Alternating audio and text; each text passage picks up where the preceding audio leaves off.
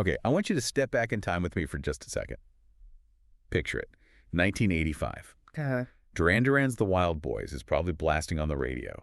And if you were, say, 14 years old, you were facing what felt like, well, the biggest question of your life back then. Computer or scooter? Yeah. That simple phrase, computer or scooter, it really captures the starting point for our deep dive today, doesn't it? It was such a clear choice, almost romantic in a way. Totally. You either wanted that thrill of, the open road on a scooter, or you were drawn to the mystery of computing, like in the movie War Games, mastering the machine. Exactly. And crucially, once you made that choice, the computer one, the path felt, well, it felt really clear. You'd fight your parents for the Commodore 64, right? Not that Olivetti Protestant. Oh, definitely the Commodore. And your guide wasn't some complex curriculum. It was a physical manual, probably an A5 ring binder. You could smell the paper. Yeah. And the goal was so simple. Just figure out how to make that little sprite move across the screen. That was the mission. It really was a focused journey, wasn't it? Almost solitary sometimes. And these sources we've been looking at for this deep dive, they really detail this. They argue that programming today has, well, it's lost that clarity, that romantic appeal. Right. So our mission today is to unpack why. Why does the industry feel so anxious, so overwhelmed now? And what are the fundamental skills that actually still matter when the tech seems to change, every 6 months? And here's what I found really fascinating in the sources. The core idea is that learning a programming language isn't the destination anymore. No, not at all. Back then, you could genuinely say, I learned BASIC. I'm a programmer. That felt like an achievement, an endpoint. But now, learning a language like Python or JavaScript or whatever, it's just grabbing the first tool. It's the first step on a path that honestly feels like it just keeps going forever. That's it, exactly. That perpetually moving finish line, the lack of a clear point where you can say, okay, I've mastered this. That's absolutely the root cause of this paralysis, this anxiety that developers are feeling, whether they're fresh out of coding boot camp or veterans trying desperately to keep up. Okay, so if we're saying the big problem is this overwhelming sense of choice, let's dig into that in our first section. The data really backs this up, this modern crisis. Yeah. If 1985 was binary computer or scooter today, wow, today's aspiring coder faces this just impossible menu. It's huge. They're talking dozens of languages, literally hundreds of frameworks, and all these specialized paths that feel less like career options and more like alphabet soup. Alphabet soup is a good way to put it, or maybe an acronym catastrophe. You're not just choosing front end or back end anymore. That's almost quaint now. Right. Now it's, should I do mobile.iOS or Android? Or maybe data science or AI engineering. Yeah. Or DevOps. And then you layer on these increasingly complicated mashups like DevSecOps or FinOps. Okay, wait, let's pause there. DevSecOps, FinOps. Why are those specific examples so paralyzing, as the sources suggest? Well, one article really highlighted this. These aren't just technical specializations anymore. They represent this merging of engineering with other domains, compliance, finance, security. Oh, okay. So a programmer suddenly expected to handle DevSecOps isn't just writing code. They need to be experts in security protocols, compliance reporting. It blurs the line between pure engineering and, frankly, business operations. Which massively increases the scope of the job. Exactly. It leads to this feeling, this collective sense that no matter how much you learn, you're still fundamentally unprepared for what the job description actually demands day to day. That sounds exactly like what Barry Schwartz wrote about back in 2004, his book, The Paradox of Choice. Too many options don't actually lead to freedom or happiness. They lead to paralysis, indecision, dissatisfaction. And in programming, it feels like that abundance isn't a benefit anymore. It's genuinely a trap. It really is. And the data, like from the Stack Overflow developer survey, it paints a stark picture. Developers are juggling, over 80 actively used programming languages? 80? Yeah. And new frameworks pop up constantly. This explosion just makes choosing a path incredibly stressful. You worry you'll spend a year mastering something only to find out you've backed yourself into a niche of little value, as one source put it. So the technical choices alone are enough to cause anxiety. Yeah. But the sources also dive into the emotional side, the performance pressure, the imposter syndrome. Oh, yeah, that's huge. Back in the 80s, who did you compare yourself to? A few friends in the computer club, maybe a picture in a magazine? Right, limited comparison. Now, it's constant. It's global. Platforms like GitHub, LinkedIn, Twitter. You're bombarded with everyone else's highlight reel, their successes, And that fuels this pervasive feeling of inadequacy, always feeling like you're one step behind. There's this anecdote in one piece about feeling like some team in, quote, a Beijing suburb is always releasing some revolutionary open source tool that just makes everything you learned last month obsolete. You totally nailed that feeling. Instant obsolescence. It's Yeah. exhausting just thinking about staying current. The whole question has shifted, hasn't it? Completely. In the 80s, it was practical. How do I make this sprite move? Simple, concrete. Mm-hmm. Now, the research suggests the core underlying question developers grapple with is existential. How can I possibly stay relevant in a world that's evolving this fast? And just when everyone was kind of maybe starting to cope with the framework chaos and the endless comparison, boom, a whole new layer of complexity lands on their desk, AI. Which brings us neatly to the next big topic, the double-edged sword of artificial intelligence. Yeah.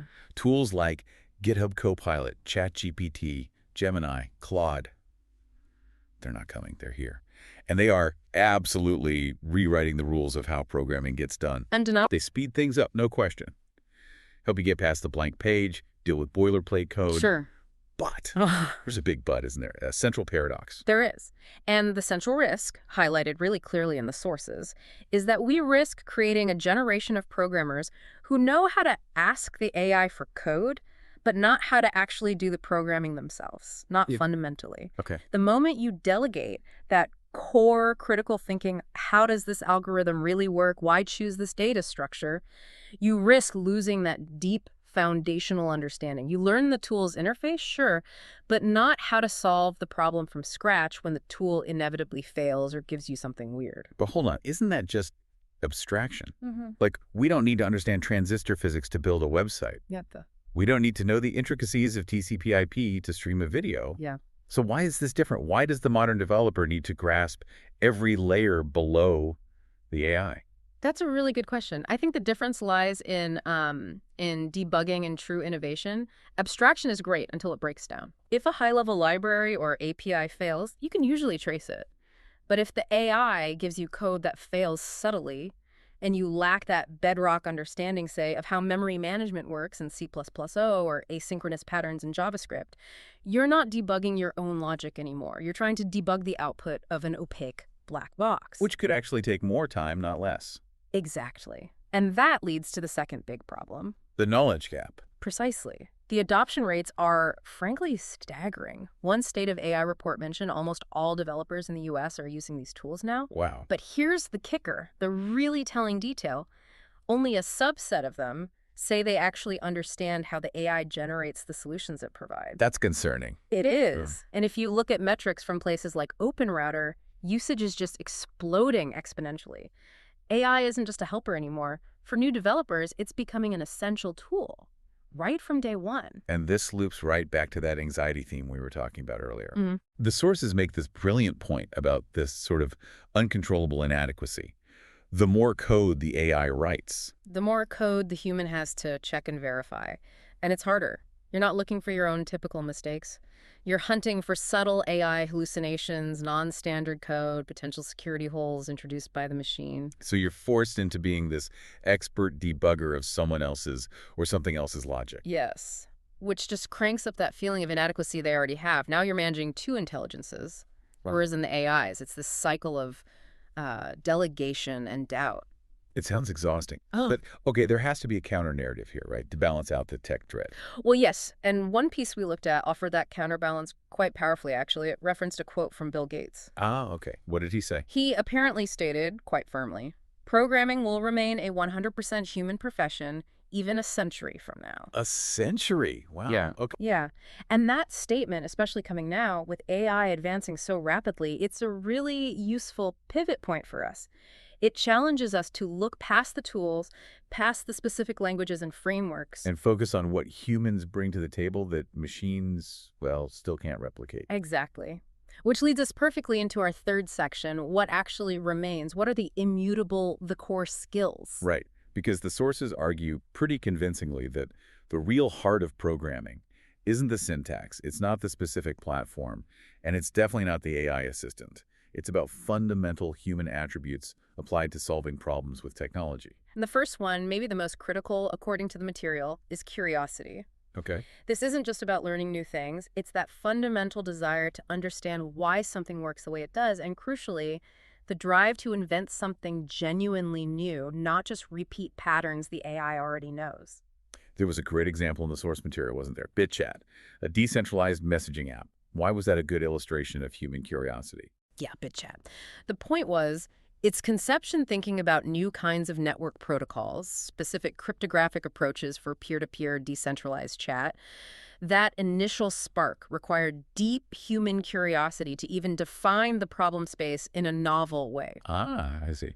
The article even suggested the actual core code, the implementation, might have been knocked out by AI relatively quickly, maybe in a weekend of vibe coding. Vibe coding, is that a real term? Apparently, sort of industry slang for coding in a flow state, maybe less structured planning, using AI to fill in the blanks quickly. Okay, so the AI is great at the execution, the boilerplate, the syntax, implementing known patterns. Right. But the human still has to provide the novelty, the initial idea, the architectural insight, the solution design that didn't exist before. Precisely. That separation between human invention and machine execution seems key. The second core skill the sources emphasize is logic. Okay. Classic programming skill. Classic, but still fundamentally human. It's the art of taking a huge, messy, complex problem and breaking it down, systematically, into tiny, manageable, logical steps. That structuring, that modularization, that's a cognitive skill humans develop over years. AI is getting better at mimicking it, but that deep, structured planning is still very much a human domain. And the third skill, it felt very human, tenacity. Oh, absolutely. Tenacity. Think about debugging, right? When a programmer hits a really nasty bug, a real wall, Yeah. they don't just give up if the first few tries fail. They attack it, maybe brute force at first. Then they step back, they reflect, they study the system around the bug, they come back at it from different angles, maybe talk to colleagues until they find an acceptable solution. It might not even be perfect, but it works. Right, that iterative process. Exactly. That ability to reflect, pivot, and apply different strategies is fundamentally different from how AI currently tackles hard problems, which one source described basically as just immense brute force, trying millions of possibilities very quickly. Okay, so if we pull all this together, what does it mean for you, the listener, trying to navigate this chaotic landscape? Yeah, what's the takeaway? The real challenge today, it seems, isn't just learning the latest tech fad, the newest acronym or framework. It's actually learning to manage the noise. It means consciously choosing a path, focusing and sticking with it, at least for a while, and seeing these new tools like AI as powerful helpers, yes, but absolutely not as a shortcut to avoid the hard work of thinking. They enhance the process. They don't replace the core act. Exactly. They should be absorbed, utilized, exploited even, but always in service of that fundamental human act of problem solving. So wrapping up our deep dive today, the key message seems to be this.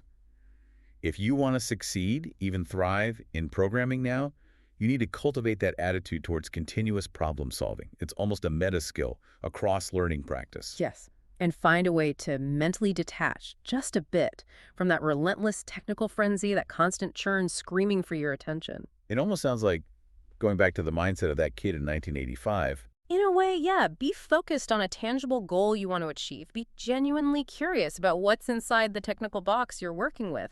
And be prepared to actually read the manual, even if today that manual is basically the entire overwhelming internet.